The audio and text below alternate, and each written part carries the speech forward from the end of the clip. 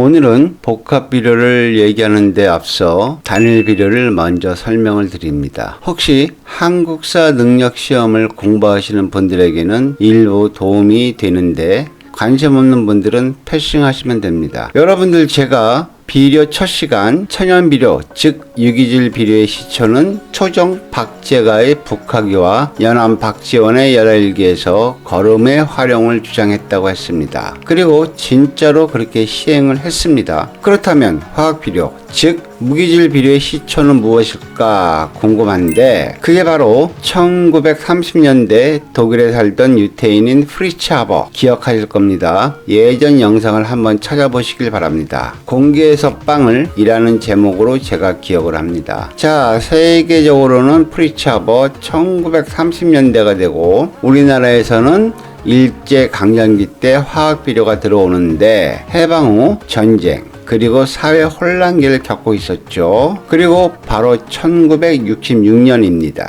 당시 대통령 박정희가 일본과 연줄이 있는 삼성 이병철에게 효소비료 공장을 울산에다 지으라고 지시를 합니다. 바로 이게 요소비료 즉 질소비료의 시초가 아닐까 합니다. 그러니까 국가가 보증을 해주면서 민생경제를 살리고자 한 것, 비료의 자급화인데, 자, 1970년대를 우리가 중화학 공업시대라고 말하는 이유가 바로 이것입니다. 비료 제조 기술, 나아가 석유 정제의 원천 기술이 질소 추출법에서 응용된다는 겁니다.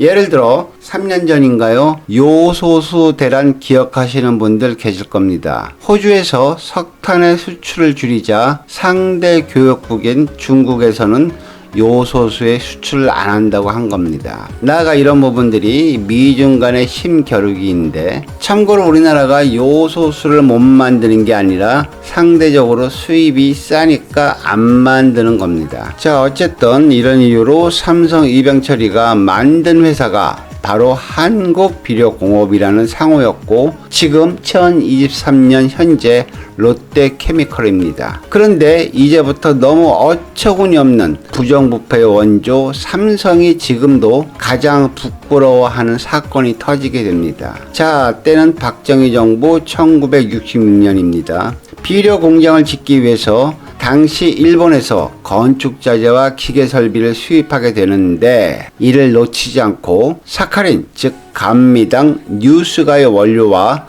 TV, 냉장고, 전화기 등 당시 박정희 정부에서는 엄격하게 금지된 품목들을 밀수를 한 겁니다. 왜? 황금성이 좋으니까. 즉 현금으로 바꿔서 정부 여당 고위 관료들에게 주려고 했다는 겁니다. 이에 격분한 장군의 아들 종로의 주먹, 당시 국회의원이었던 김두한이가 그 유명한 국회의사당 인분 투척 사건을 벌이게 되는 겁니다. 참고로 여러분들 한번 생각을 해보십시오. 당시 문맹률 80%가 넘는 나라가 발칵 뒤집어져서 내각이 총사퇴를 하게 됩니다. 자, 아이러니하지만 우픈 사실, 김두한이가 인분을 탑골공원 공중 화장실에서 퍼왔다는 거 아니겠습니까? 여러분들 기억하시죠? 백탑하는 탑골공원의 원각사지 10층 석탑. 나아가 50년이 지나서 박정희의 딸 박근혜 정부 때 이병철의 손자인 이재용이가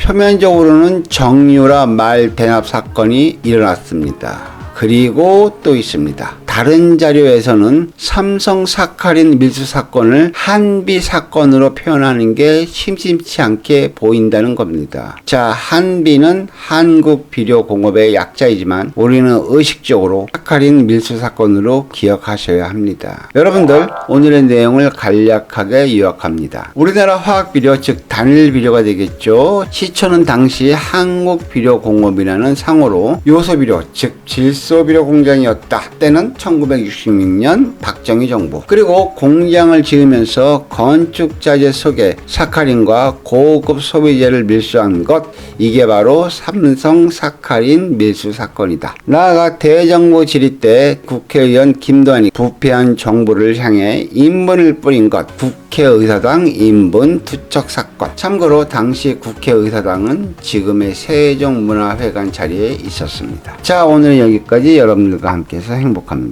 감사합니다. 건강하십시오.